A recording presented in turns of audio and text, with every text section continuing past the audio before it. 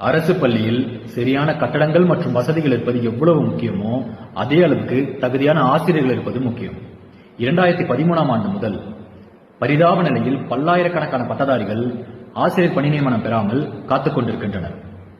இவர்கள் diploma in education முடித்து தேர்ச்சி பெற்று அதன் பின்பு டீச்சர் எலிஜிபிலிட்டி டெஸ்ட் முடிச்சு அதிலையும் தேர்ச்சி பெற்று பணி நியமனம் வழங்கப்படாமல் காத்திருந்து சமீபத்தில் அரசின் அறிவுறுத்தல் படி செகண்டரி கிரேட் டெஸ்ட்னு இன்னொரு தேர்வும் எழுதி அதுல 25,000 பேர் பங்கேற்று 20,000 பேர் தேர்ச்சி பெற்று வெறும் 2,000 பேருக்கு மட்டும் பணி நியமனம் வழங்கப்பட்டது.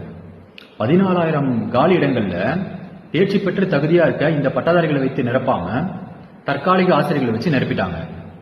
2013ஆம் ஆண்டு முதல் அவ்வப்போது நடக்கிற தேர்தலில் சரியா நிதி ஒதுக்கீடு செஞ்சு அப்பப்ப இவர்கள் பணி நியமனம் செஞ்சிருந்தா இன்னைக்கு பட்டியல் பெரியதாகி பல்லாயிரக்கணக்கான பட்டதாரிகளும் குழந்தைகளும் பாதிக்கப்படாம இருந்திருப்பாங்கல்ல.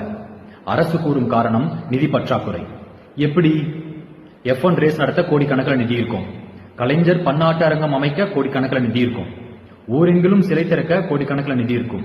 ஆனால் நம் குழந்தைகளின் எதிர்காலத்தை கையில் வைத்திருக்கக்கூடிய இடைநிலை ஆசிரியர்களின் பணி நியமனத்திற்கு நிதி இருக்காது.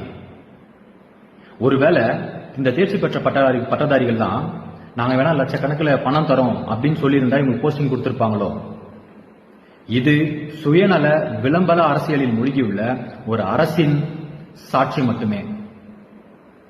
கண்டிஷன்ஸை ஃபாலோ பண்ணுங்க சார், குழந்தைங்களோட எதிர்காலம் இருக்கு.